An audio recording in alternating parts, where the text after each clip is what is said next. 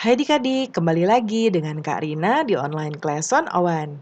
Kali ini kita akan belajar kelas 5, tema 8, subtema 3, usaha pelestarian lingkungan.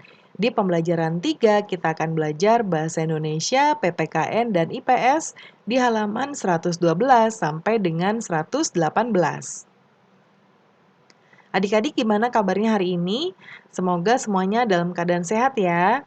Nah, adik-adik jangan lupa ya di-subscribe dulu, klik loncengnya supaya nggak ketinggalan video baru, dan di-like dan share juga. Ya, makasih adik-adik. Nah, sekarang kita akan baca dahulu ya. Ini ada teks bacaan judulnya Pengaruh Kegiatan Ekonomi Terhadap Kesejahteraan Masyarakat. Silakan adik-adik baca. Ini tentang kegiatan ekonomi produksi, ya, kemudian ada distribusi dan juga konsumsi. Nah, berikutnya kita akan membuat peta pikiran tentang pengaruh kegiatan ekonomi terhadap kesejahteraan masyarakat. Karina buat seperti ini nih. Nah, nanti adik-adik simak dulu ya. Nah, yang pertama tengah-tengah kita kasih judulnya dulu karena peta pikiran bentuknya seperti ini. Yang judulnya adalah pengaruh kegiatan ekonomi terhadap kesejahteraan masyarakat. Yang pertama, produksi adalah kegiatan menghasilkan barang dalam rangka memenuhi kebutuhan hidup. Lalu manfaatnya agak kecil, adik-adik kalau nggak kelihatan dengarkan Karina bicara ya. Manfaat kegiatan produksi adalah untuk meningkatkan kesejahteraan pemilik sumber daya ekonomi dan produsen. Sumber daya ekonomi dapat berupa sumber daya alam atau sumber daya manusia. Berikutnya, distribusi adalah kegiatan menyalurkan hasil produksi dari produsen ke konsumen. Lalu manfaat kegiatan distribusi adalah untuk menjadikan hasil produksi dapat segera sampai kepada konsumen dengan cepat dan tepat sehingga kebutuhan konsumen segera terpenuhi. Konsumsi diartikan kegiatan menghabiskan atau mengurangi nilai guna barang atau jasa untuk memenuhi kebutuhan hidup. Bagi konsumen, konsumsi bermanfaat untuk memenuhi kebutuhan hidup. Bagi produsen dan distributor, kegiatan konsumsi akan menghasilkan pendapatan. Nah, itu contohnya. Karina kasihkan kembali. Nah, yang berikutnya bersama kelompok, amati berbagai kegiatan produksi dan distribusi, lalu identifikasi orang yang diuntungkan dari usaha tersebut. Karina buat di sebelah kanannya ke bawah seperti ini ya, karena tabelnya terlalu kecil.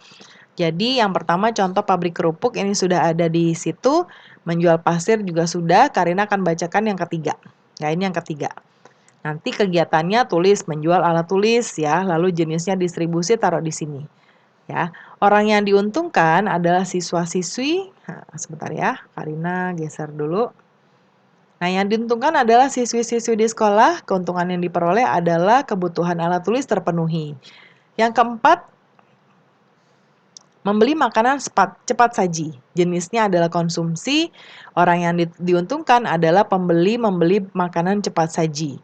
Lalu keuntungan yang diperoleh kebutuhan makanan terpenuhi. Lalu nelayan, kegiatannya jenisnya adalah produksi, orang yang diuntungkan adalah masyarakat yang membutuhkan ikan, keuntungannya adalah kebutuhan makanan terpenuhi. Nah, berikutnya, keragaman jenis usaha ekonomi menimbulkan keragaman sosial dalam masyarakat. Apa keuntungan dari kondisi ini? Diskusikan ya. Kita lihat di sebelah kanan, ini ada 5 yang perlu diisi, tapi Karina buat lebih sedikit supaya adik-adik bisa pilih mau ambil yang mana 5-nya ya. Yaitu yang pertama, tumbuh sikap toleransi terhadap keragaman ekonomi masyarakat. Yang kedua, meningkatkan rasa persatuan dan kesatuan, saling menghargai keragaman ekonomi masyarakat, mudah mendapatkan kebutuhan sehari-hari, lalu kehidupan menjadi lebih nyaman, pekerjaan menjadi lebih mudah, terbukanya berbagai lapangan pekerjaan. Bagian ayo renungkan, apa yang kamu pelajari hari ini? Nah, yang kita pelajari tadi adalah menghargai perbedaan pendapat dengan orang lain, cermat, dan toleransi, lalu pengetahuan tentang info-info penting dalam bacaan, pengaruh kegiatan ekonomi terhadap kesejahteraan masyarakat, dan keragaman sosial masyarakat akibat keragaman jenis usaha ekonomi. Lalu berikutnya keterampilan mengenai cara membuat peta pikiran atau mind map dari bacaan dan membuat laporan hasil diskusi. Lalu pengetahuan apa yang didapat? Kumanfaatkan dalam kehidupan sehari-hari, yaitu pengetahuan dapat kumanfaatkan dalam kehidupan sehari-hari adalah keragaman sosial masyarakat akibat keragaman jenis usaha ekonomi. Lalu bagian kegiatan orang tua, bagaimana bentuk sikap toleransi atas keragaman sosial budaya di lingkungan tempat tinggalmu?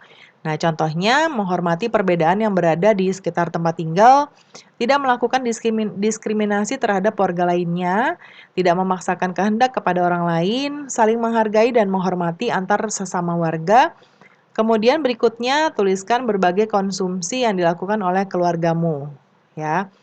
Nah, tuliskan menggunakan aplikasi online untuk memesan layanan transportasi, berbelanja baik secara langsung maupun tidak langsung, mencukur rambut di tukang cukur rambut, membeli barang-barang keperluan rumah tangga, membeli makanan cepat saji, membayar tagihan listrik dan air bersih, membeli pulsa, menggunakan alat tulis, membeli jajan, dan membeli peralatan sekolah.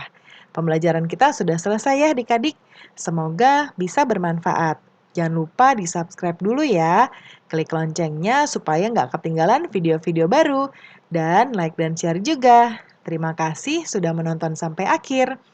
Mohon dimaafkan apabila ada kesalahan dalam perkataan maupun dalam materi yang diberikan. Sampai jumpa di pembelajaran berikutnya.